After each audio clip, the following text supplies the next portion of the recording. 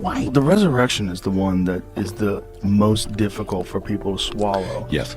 That's the one that requires the most faith. The most faith and the most belief, yeah, resurrection. Yeah. There was a lot of opposition to it. And I think if you ever hit on that subject matter, you're going to get people going. Hollywood didn't turn on Mel Gibson because he made a bad movie.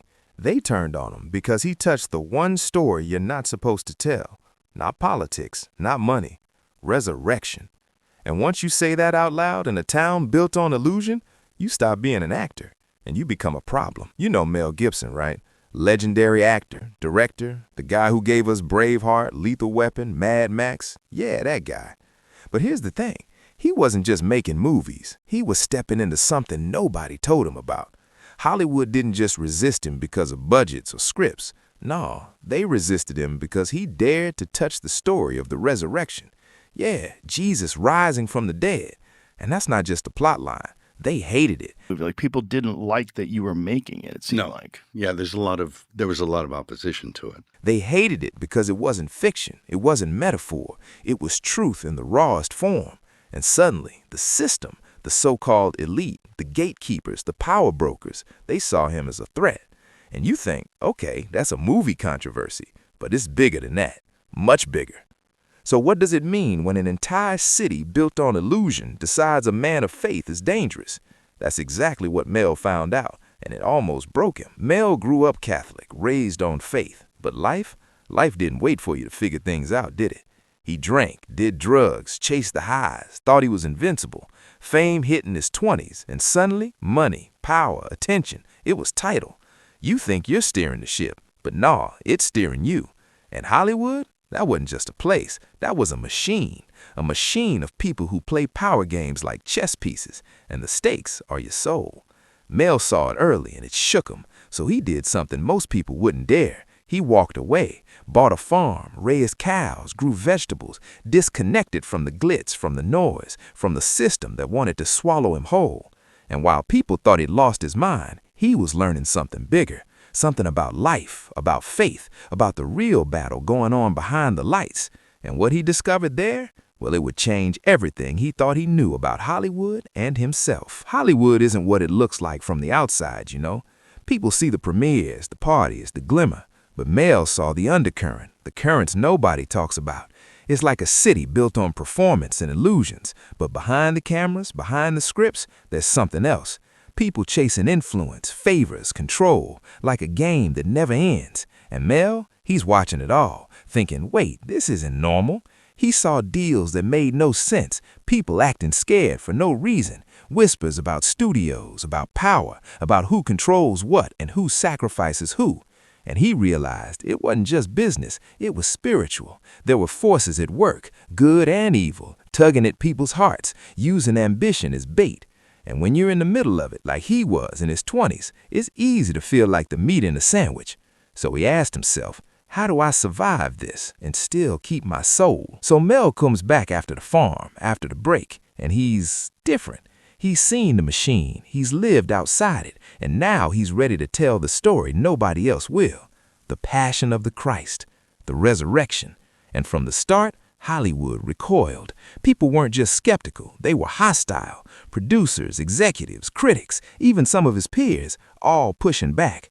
Why? Because he was telling a story that cut through the illusions, the facades, the comfort of saying it's just a movie.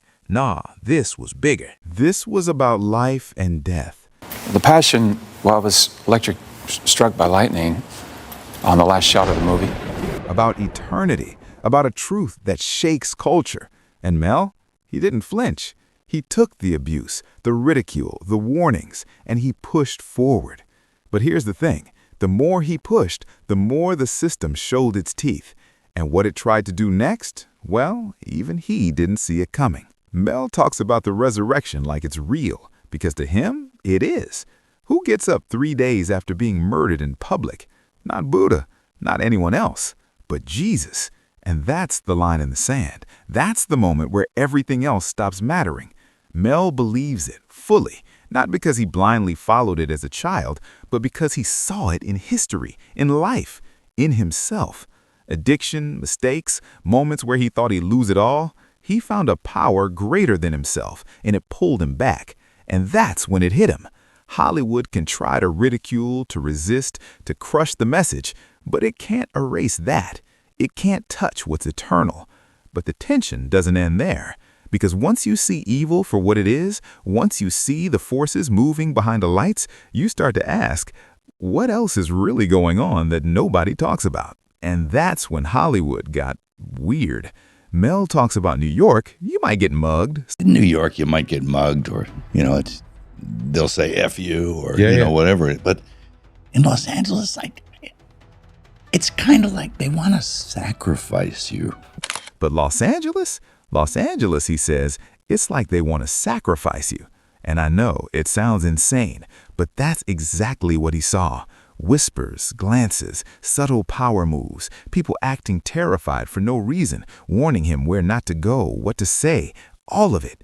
And for a guy in his 20s, it's overwhelming. You think you're there to make art, to tell stories, but suddenly it's survival, and it's spiritual too. He felt it, the tug-of-war between good and evil in real time, using ambition, fame, even fear as weapons. And it's not paranoia. Later, you see that some of the worst nightmares were real.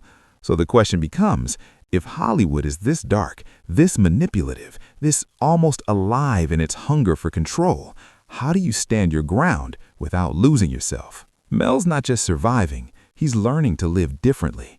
Every day, he wakes up and reminds himself he's not in control. Prayer, meditation, exercise, introspection, he uses them all, not because they're trendy, but because they work. He talks about asking for grace just to handle the day, just to accept what comes at him without losing his soul. And it's not easy, he admits that. Flaws, mistakes, temptations, they're always there. But surrendering to something bigger than himself gave him a kind of freedom, a clarity most people never find in Hollywood. And when he talks about forgiveness, about redemption, you realize this isn't theory. He's lived it. Addiction, power, fame, all of it met and overcome by faith. And yet, with all that, he's still watching, still questioning, still asking the hard questions about the world, about evil, about what comes next. Because the story, it's far from over. And now, here's the thing. Mel Gibson isn't just telling stories, he's living them. Hollywood tried to stop him, tried to silence him, tried to turn the world against him, and yet here he is, standing, speaking, witnessing. He's seen the darkness, he's walked through the fire, and he knows something most people never do. The realms of good and evil are real, active, and the stakes aren't just careers or money. They're hearts, souls, eternity. And that's the tension you feel every time he steps onto a set, every time he tells the story of Christ rising, every time he refuses to compromise his faith. But here's the cliff. If the system is this dark, this manipulative, this almost alive in its hunger for control, what's the next move? What's waiting behind the scenes that even Mel hasn't revealed? Because one thing's for certain, the battle isn't over, and the fight for truth is only getting started.